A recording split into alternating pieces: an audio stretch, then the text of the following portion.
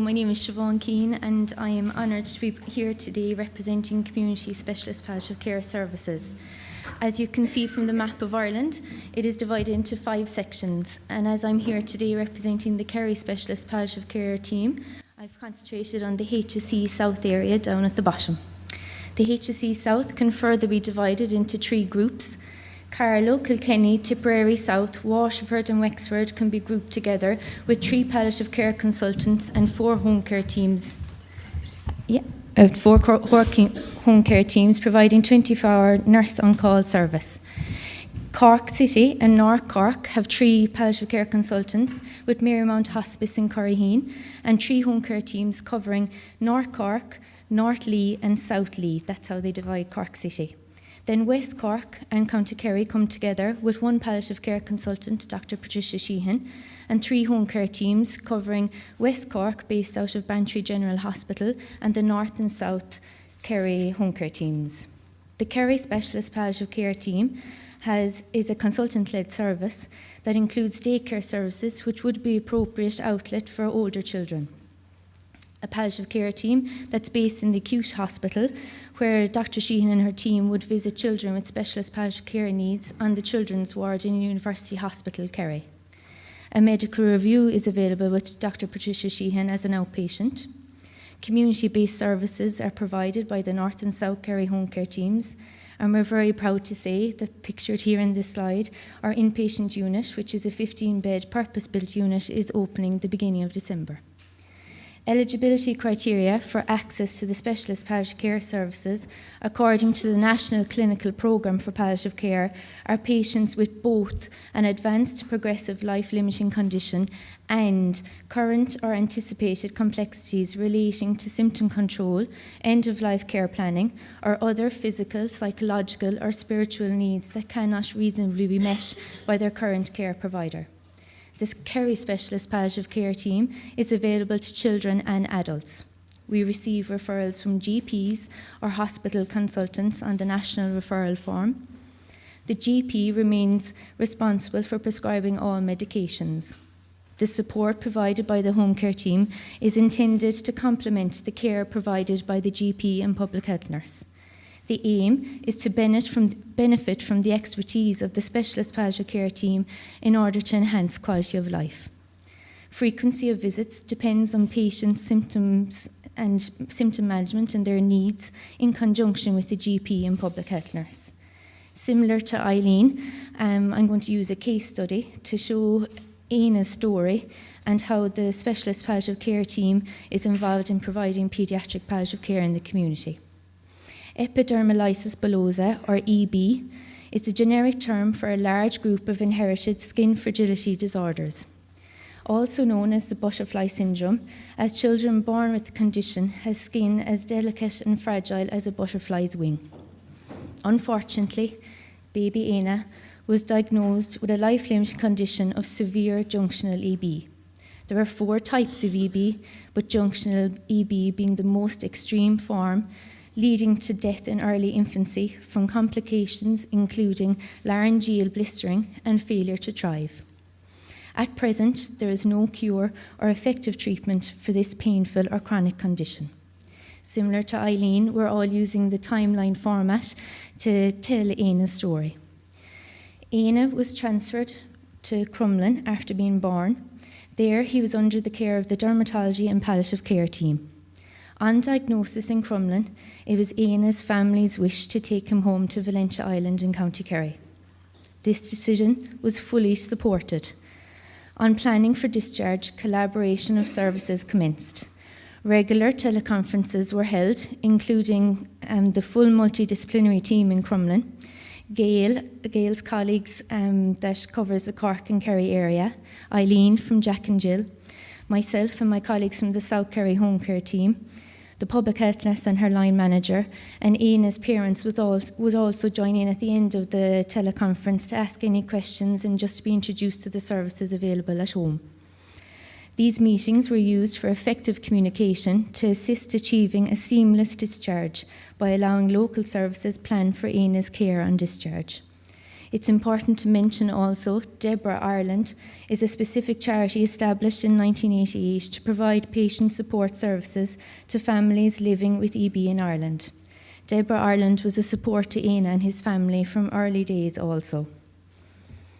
Éanna was airlifted home on the 1st of December 2015, escorted by his mum and a dermatology EB clinical nurse specialist. Local services all came to meet Éanna within 24 hours of arriving home. Nursing support was commenced, funded by Jack and Jill and the HSE. Collaboration of services supported the care for Éanna and his family. Due to the severe nature of Éanna's condition, symptom management was challenging. Even teething caused its own challenges of blistering and excoriation to his gums, lips and chin. The common factor of all types of EB is a tendency for blistering and stripping of the skin and mucous membranes, following minimal everyday friction and trauma. Just the simple task of picking up Éanna always laid on a pillow and a soft kind of beanbag pillow or the incubator pillow in the arms of his parents. Despite these complex symptoms, Éanna was feeding well and gaining weight. He was getting stronger and thriving at his own rate. He began getting more inquisitive, with head holding, and he loved interacting with his siblings and family. We sought advice at that stage and expertise from the early intervention team for suitable equipment and padding of equipment to minimise trauma to the skin, and this enabled Éanna to sit up and interact with his family and friends.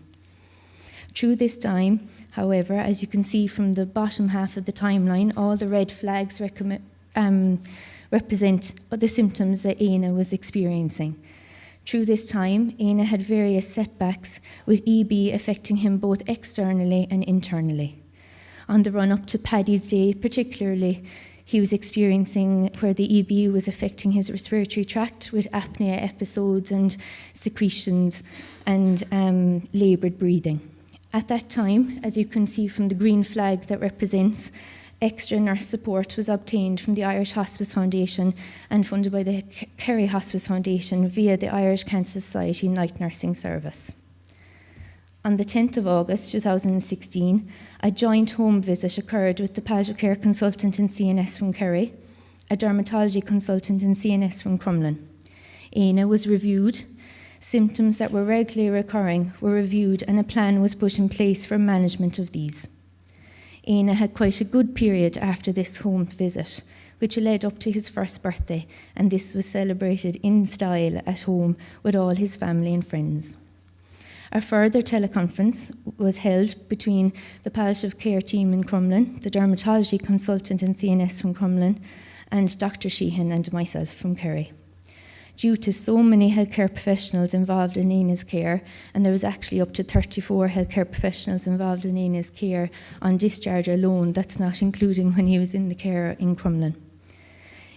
Regular review of the regular occurring symptoms were discussed again, and a treatment plan was put in place and circulated to all teams involved in symptom management. This was to ensure that all healthcare professionals liaising with the family were giving the same advice. Collaboration of specialties, knowledge, and effective regular communication assisted in the management of these complex symptoms. Unfortunately, Éanna deteriorated with an infection, leading to pyrexia and pulmonary congestion, and Éanna passed away peacefully in the arms of his parents at home on the 25th of October 2016.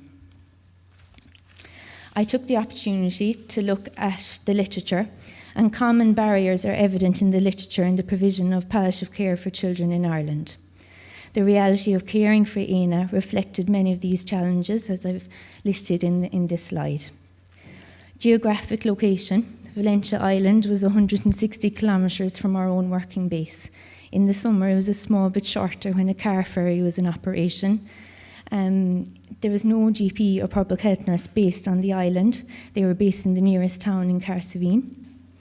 The nursing package was granted by the HSE, but due to this geographic location, there was difficulty filling these hours, and my colleagues would echo those problems throughout the country.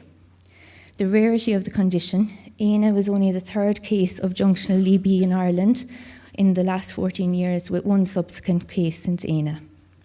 Coming with this rarity of the condition was uncertain prognosis. He came home with a very guarded prognosis, but he got 10 months and 24 days at home without having to return to hospital.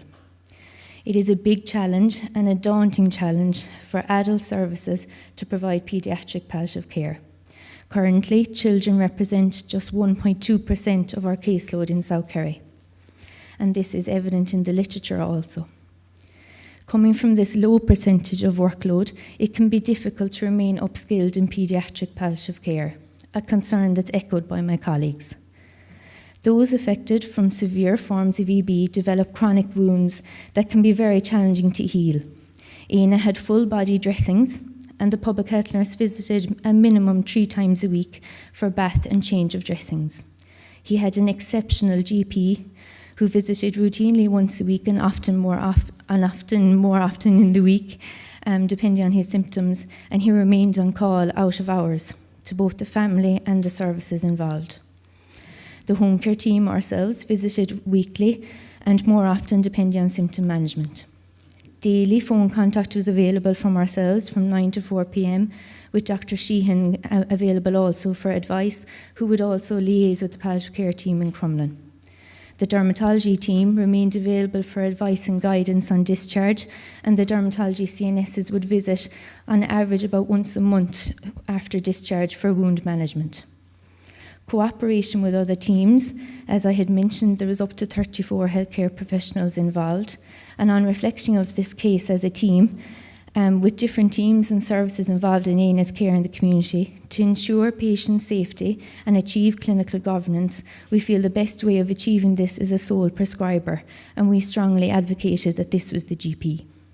I firmly believe it was the collaboration of services, along with a devoted, loving family, that achieved the wish of caring for AIIHPC at home.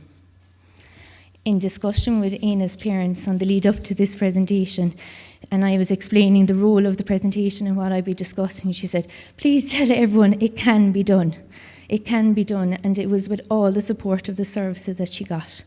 I thought myself that when I actually counted the amount of healthcare professionals, I didn't realise it was 34 people. And I was saying, oh my God, that was a huge burden on the family. But she said that she got something from everyone. And it was only actually after AIIHPC had passed away that the house was so quiet, that was the hardest part. And she just left me with the parting shot that he knew nothing but love for all the days of his life. So